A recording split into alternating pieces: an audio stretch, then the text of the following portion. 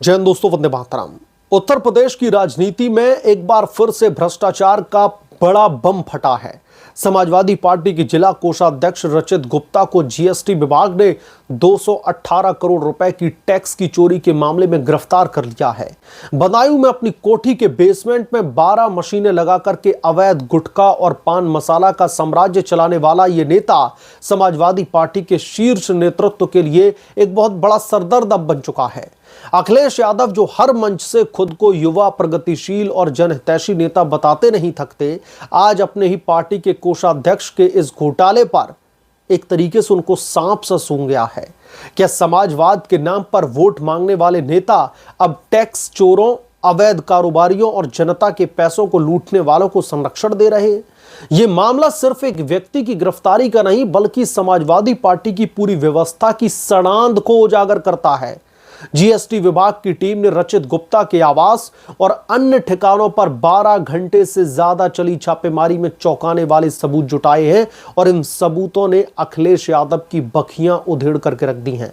आइए इस रिपोर्ट में इस मामले को विस्तार से समझते हैं और आप लोग चैनल पर नए हैं तो चैनल को सब्सक्राइब जरूर कर लें।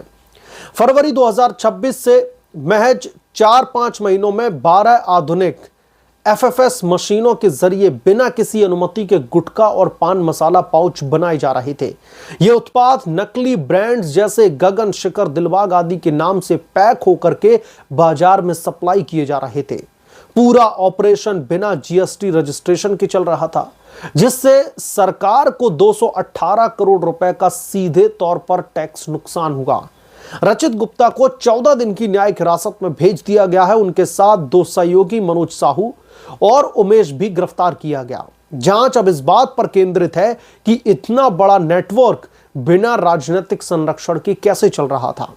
यह घोटाला अखिलेश यादव के लिए बेहद शर्मनाक है। पार्टी का खजाना संभालने वाला व्यक्ति खुद टैक्स की चोरी का किंग निकला। अखिलेश यादव जी, आपकी पार्टी में नेता चुनने का आधार क्या है? ईमानदारी या फिर कमाई का हुनर?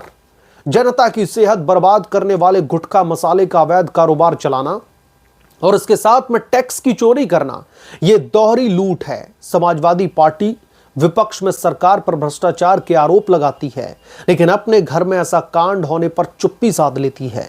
अब अखिलेश यादव को खुलकर के जवाब देना होगा। क्या वो रचित गुप्ता को पार्टी से बाहर करने की हिमाकत जुटा पाएंगे या फिर पुरानी साजिश वाली लाइन लपेटते हुए दिखाई देंगे?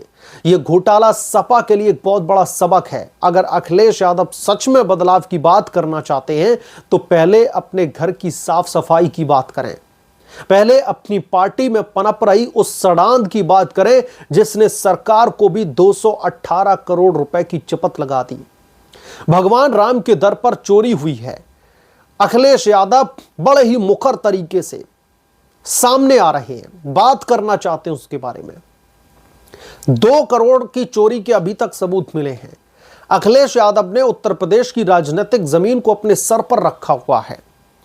लगातार हो हल्ला कटा हुआ है समाजवादी पार्टी के नेताओं और कार्यकर्ताओं के द्वारा।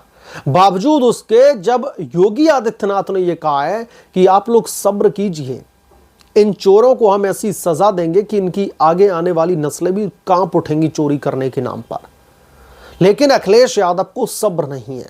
और योगी बाबा ने तो यहां तक कह दिया, आपके पास में अगर कोई पुख्ता सबूत है तो आप लेकर आइए, हम कार्रवाई करेंगे। तो 2 करोड़ की चोरी पर इतना हल्ला काटने वाले अखिलेश यादव 218 करोड़ रुपए की टैक्स चोरी के मामले पर क्या कुछ बोलने की हिम्मत जुटा पाएंगे? अखिलेश यादव क्या उन लोगों के स्वास्थ्य के साथ में जो फर्जी गुटखा बना करके बाजार में धड़ल्ले से बेचा जा रहा था, फर्जी ब्रांड्स के साथ में, क्या इस मामले पर अपनी जवाबदेही तय करेंगे?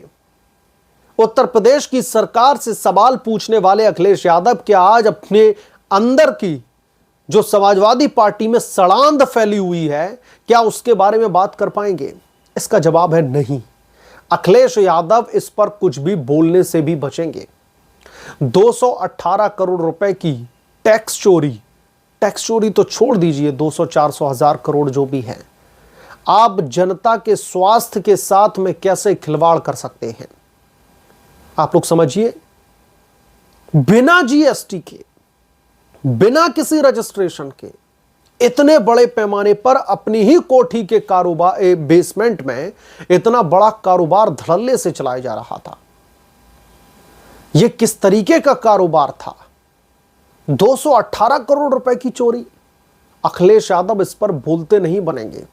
2 करोड़ पर उत्तर प्रदेश की राजनीति में हंगामा काटने वाली समाजवादी पार्टी अब उसको सांप सूंघ गया है।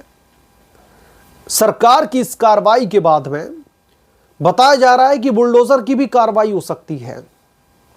अगर उस कोठी को अवैध तरीके से बनाया गया होगा तो उस कोठी पर भी बुलडोजर चलवा सकते हैं योगी बाबा। इस तरीके की खबरें मीडिया रिपोर्ट्स में रिपोर्ट की जा रही हैं।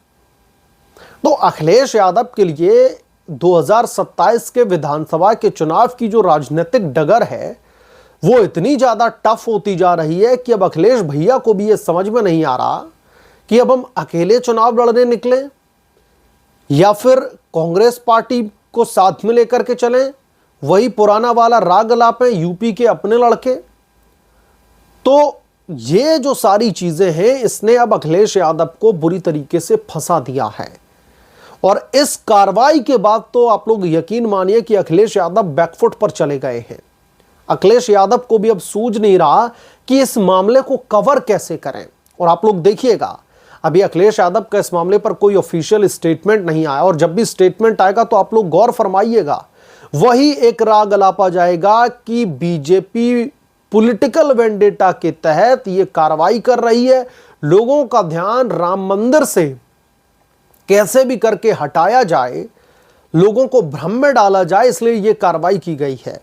कुछ भी घोटाला नहीं हुआ है, कोई भी टैक्स चोरी नहीं हुई है, यह अखिलेश यादव बोलते दिखाई देंगे। लेकिन असल में जो मुद्दे हैं उनसे अखिलेश यादव भागना चाहते हैं, यह सच्चाई है। और भागेंगे भी क्यों नहीं? क्योंकि राम मंदिर के मुद्दे पर जो 2 करोड़ की चोरी के साक्ष्य मिले हैं उस पर हो हल्ला काटने वाले 218 करोड़ की चोरी पर अगर उनको सांप सूंघ जाएगा तो जनता तो सवाल पूछेगी कि चलिए राम मंदिर में चोरी हुई, आपने मुद्दा उठाया, अच्छी बात है। योगी सरकार ने इस पर त्वरित कार्रवाई की, इस पर एक के बाद एक धड़ाधड़ गिरफ्तारियां हो रही हैं और जो भी इस मामले का किंगपिंग होगा उसको बख्शा नहीं जाएगा। अभी चलो बात करते हैं 218 करोड़ रुपए की चोरी की। अखिलेश यादव हिम्मत नहीं जुटा पाएंगे। अखिलेश यादव भागेंगे राजनीतिक रणभूमि छोड़ करके। सबसे बड़ी बात यह है कि उनका यह खास नेता, उनका सगा नेता, कोषाध्यक्ष, तो इसीलिए मैंने सवाल उठाया कि समाजवादी पार्टी में कैसे नेता चाहिए? ईमानदार नेता चाहिए या फिर कमाऊ नेता चाहिए? अखिलेश यादव इस बारे में भी मीडिया में आकर के बात करें कि कमाऊ नेता को वो ज्यादा तवज्जो देते हैं या ईमानदार नेताओं को। मसलन अब अखिलेश यादव के लिए ये जो मामला है 218 करोड़ रुपए की टैक्स चोरी का और अवैध रूप से गुटखे को बनाना, ये अब एक ऐसी राजनीतिक हड्डी बन गई है अखिलेश यादव के लिए कि न तो अब ये इसको निगल पाएंगे और ना ही इसको उगल पाएंगे। ये हड्डी बीच में फंसी रहेगी और इस हड्डी को खींचने का और अंदर डालने का काम बीजेपी बार बार करेगी। और 2027 के विधानसभा के चुनाव के लिए बीजेपी को एक बैठे बिठाए मुद्दा भी दे दिया अखिलेश यादव के इस नेता ने। बहरहाल इस मामले पर आप क्या सोचते हैं, आपकी क्या राय है, हमें कमेंट करके जरूर बताएं। जल्द मिलूंगा किसी दूसरे बड़े अपडेट के साथ में, किसी दूसरी बड़ी खबर के साथ में। तब तक के लिए धन्यवाद। अगर आप लोग चैनल पर नए हैं तो प्लीज चैनल को सब्सक्राइब करें, साइड बने बेल आइकन को जरूर प्रेस करें ताकि जब भी मैं कोई बड़ी खबर लेकर के आऊं तो इसकी जानकारी सबसे पहले आपको मिले।